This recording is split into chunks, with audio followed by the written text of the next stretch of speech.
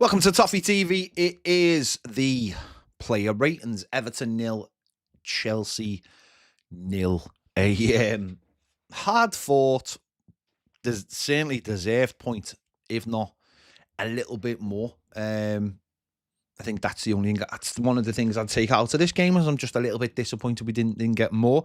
Two huge opportunities in that second half to take the lead. Certainly Jack Harrison, and the second one was it Njai onto Beto, or a combination of the two of them. A combination of him and the defender. I haven't seen it back, so denying is getting a goal. But yeah, I thought we played well today.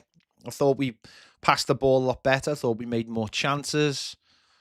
It was what we all expected, wasn't it? That we were, not going to give them much space, and the fullbacks were never going to push up high, and the midfield was never going to be too advanced. And yeah, we had to.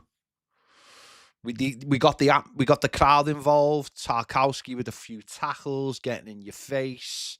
Probably if you were watching the game at home, it probably was a quite boring game. But if you were in the stadium, saying in the second half, it was a little bit more engaging. I think if you were in the stadium, because it felt like everyone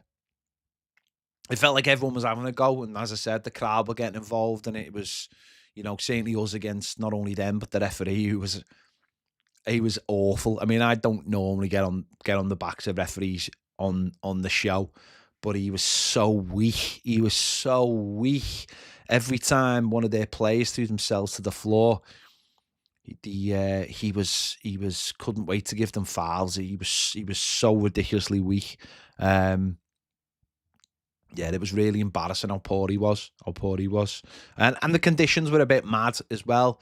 The rain and the wind going like vertical, and the wind felt like it was going one way and then it was going another way. And in the second half, the wind was actually helping them, and their balls, and we could never get it clear. And yeah, it wasn't pretty. It wasn't pretty, but you know what? It was. I think a lot of people will have enjoyed that today. It was an old fashioned kind of game. There wasn't any VAR. There was only a couple of minutes added on at the end of the game. I think there was only one in the first half and two in the second half. So it was very old fashioned in that point of view. Bit disappointed with Chelsea. I would say as well. I thought they'd be a little bit better, but that comes down to how well we defended. Not sure, but listen, we got through the game, and considering we've played Arsenal and Chelsea in a week, the teams who are currently second and third in the Premier League, and we've took a couple of points from them, then that's a lot better than what we thought. And obviously, the mad thing is now we've got City, who are obviously, just by the reputation alone, it'll be a tough game. Then we've got Forest, who I think are currently fourth. And then we've got Bournemouth, who are currently fifth, I think. So that idea of like just the 4 games, the derby didn't happen, being tough, suddenly that's been extended by virtue of Forest and Bournemouth being in fantastic form. But listen, we'll cross those bridges when we come to them. And if anything, Sean Dyche's teams and his tactics serve us better when we're playing teams who are considered much better than us. But listen, we're just nicking the points, aren't we? We've got 5 in our last 3 games, which, again, looking by the fixtures, isn't the end of the world. And as I said last week after the Arsenal game, it's the games against those teams we're supposed to beat that will always be what it all comes down to.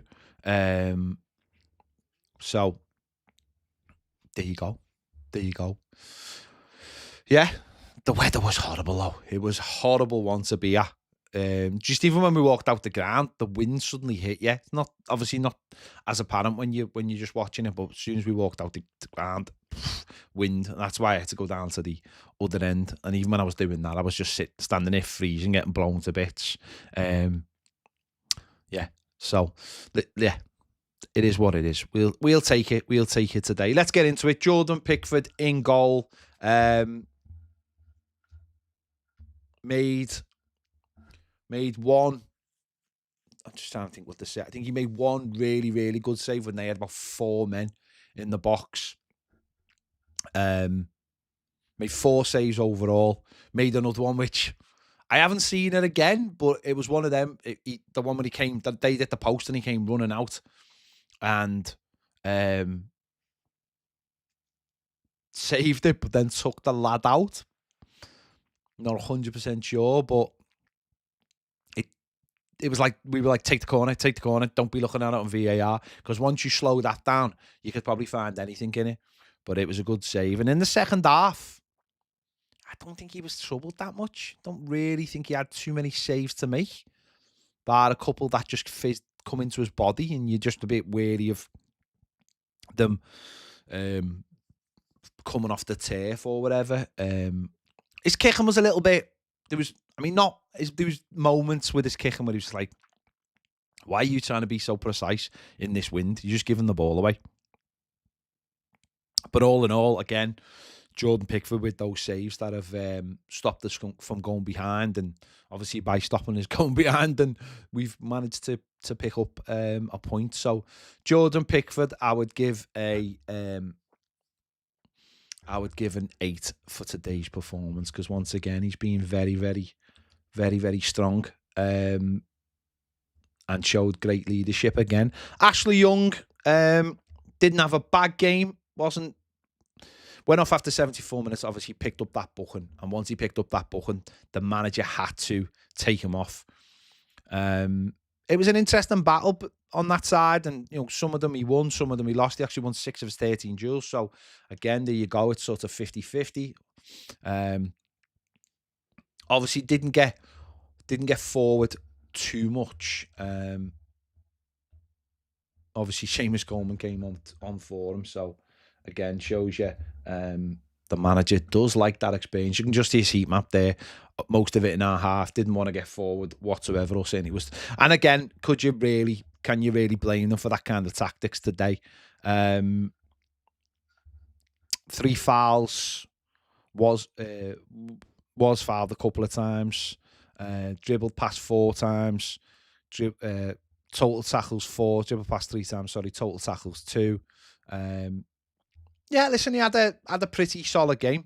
Today. And again, when you look at who he's up against and the kind of play he's up against, you do really fear, but he's pretty steady. I think he's out the City game now with that booking. I think that's 5 bookings, so he's out the City game. And Seamus Coleman, you imagine, will come in for him. But pretty steady game from him today, and I thought he did well again. Again, nothing stupid. As I said, I think he's, in the last few weeks, it's like he's realised what he can and what he can't do. Or certainly not in the last few weeks, but he's certainly realised now what he can and what he can't do. And I think it makes him a better defender, knowing what your limitations are. It makes you back off and wait. And I think today, he had a pretty solid game. So Ashley Young, I would give a 7 today. Vitaly Mykolenko on the other side played the 90 minutes. Clearance is 6, won 6 out of his 10 duels, 1 of his 2 aerial duels, total tackles 5, dribbled past 3 times. Again, he was up against Neto, wasn't he? And just show you the heat map there. So again, not much in the opposition half, but a lot in our half. He was up against Neto, and in the first half, I think Neto actually preferred it when it was like 2 against 1, and he could cut between, and he got a foul. I think Neto was giving him the runaround in the first half, but the second half, I think he should have got hold of it a little bit more, and then Neto got took off. I thought he had a much better second half than he did have a first half. As I said, I think first half, it was when Neto was facing him up, he struggled a little bit, but then second half, he just got to grips with a little bit more, and I don't remember them having too much down that side.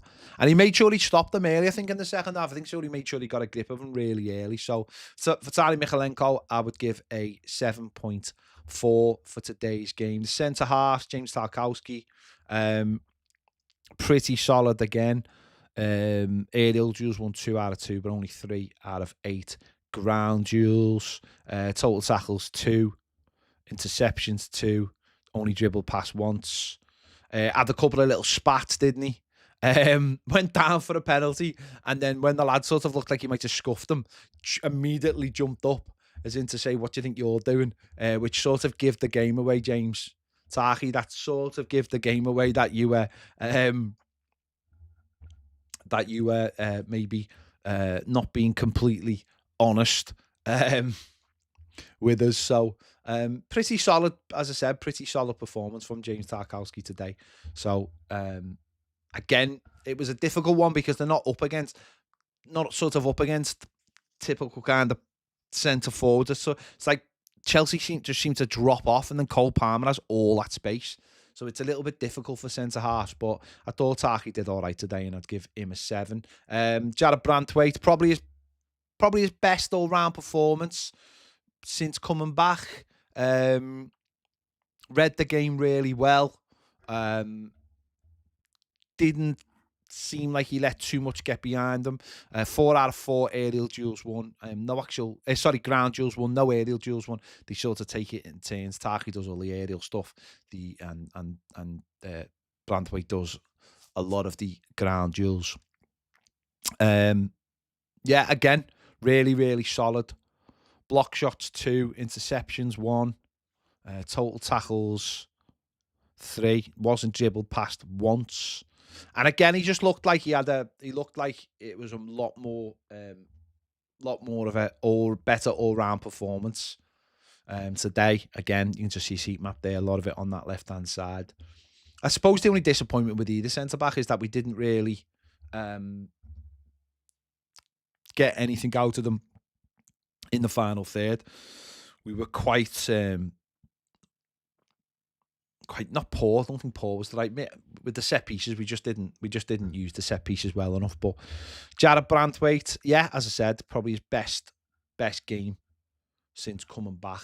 And all they just had to be on it. All the defenders just had to be on it today. Had to be very, very the concentration had to be absolutely spot on. The way Chelsea play, as I said, there's so much movement from their front players. And Cole Palmer, as I said, drops off. Picks up those pockets. There was a lot of players getting round the ball today. Every time one of their players went for a run, we got a lot of plays round the ball, and we dealt with that quite well. I thought we give away 2 or 3, I think, free kicks on the edge of the area, but most of them didn't get past the wall. I don't think, not that I can remember anyway. Jordan Pickford didn't really have any saves from that point of view, so they've all done well. So Brandtwaite, I'd give a 7.3 for today's performance. Mangala, again, a bit like last week, just protecting, mopping up, everything obviously defensively. Only actually won 2 of the 7 ground duels, but I thought he protected the back 4 quite well. Again, without being like a standout player, I just think it's more to show you his heat map there. So there's quite a lot of it in our half, just protecting those passing lanes, just making sure getting round their players, just blocking people off, just making sure he did his job, and I thought he did that quite well. Only actually had 22 touches of the ball, so it wasn't from that point of view. He quite a lot lower than what you'd expect a centre midfielder to do.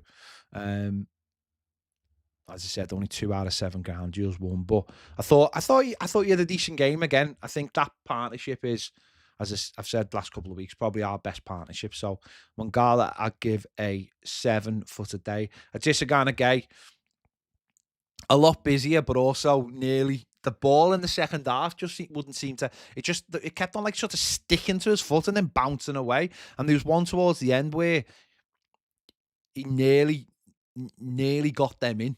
They nearly profited from a one that just seemed to bounce off him, and it was a couple of times it happened actually in that second half. Things were just sort of weren't going quite where he wanted them to go.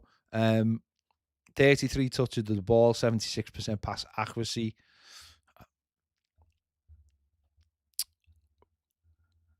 Ground duels actually only won 4 out of 10, which is quite low for him, but 1 out of 1 dribble attempts. Again, just protecting, but then going a little bit higher as well. Again, he's the one that goes a little bit higher, and you can see that from his heat map.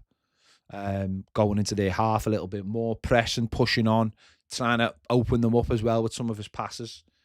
Again, not perfect, but just worked hard in the space to stop Chelsea getting a grip of the game. Sometimes we overlook that side of things. We just want people to be brilliant on the ball. But, of course, in a Sean Dyche team, a lot of the stuff we do is without plays even touching the ball. So, a Jisagana Gay, I'd give a 7 for today's performance.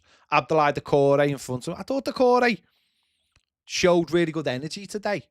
Again, when you've got him in that area, today it was more about him being an extra midfielder than being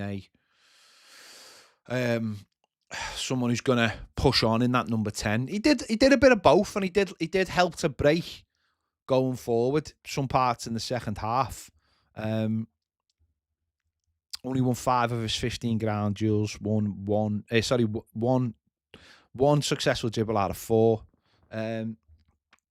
He did give us a little bit of energy to push on, and again, he made that sort of third midfielder. You can see his heat map there. Not that much in their half, and again, that shows you what kind of job he had to do today. It was probably more a defensive role till we broke.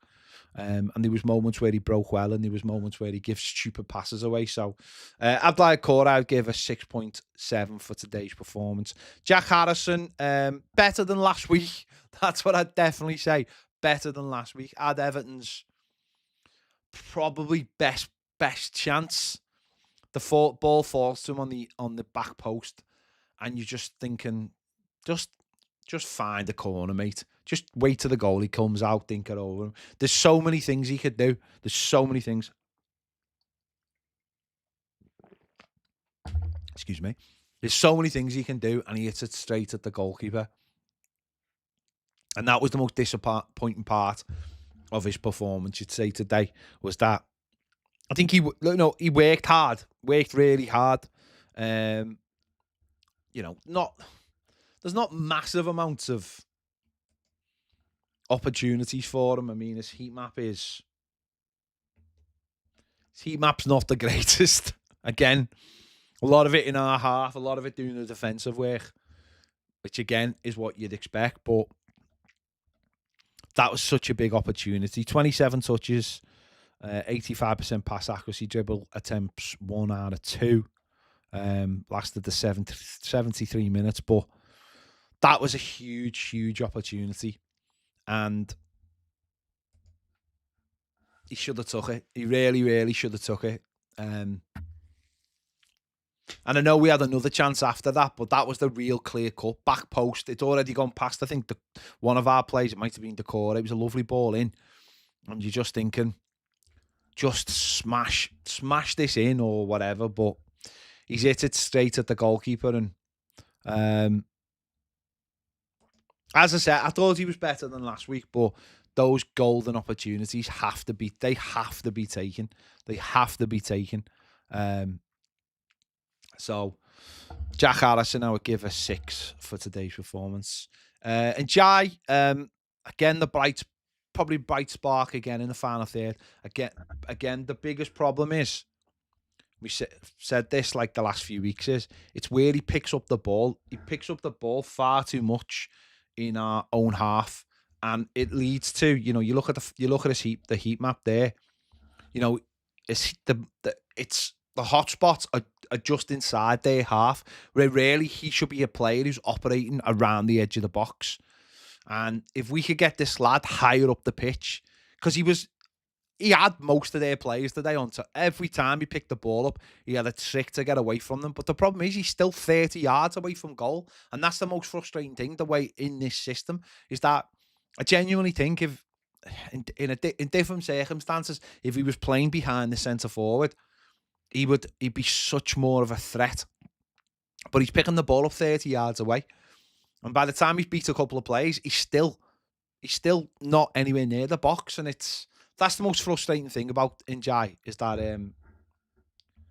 is that there's so much talent there, and you could see that today. The ease at times at which he beat some of their players. 3 successful dribbles out of 6, 39 touches, 85% pass accuracy. 1 big chance missed, obviously that one in the second half.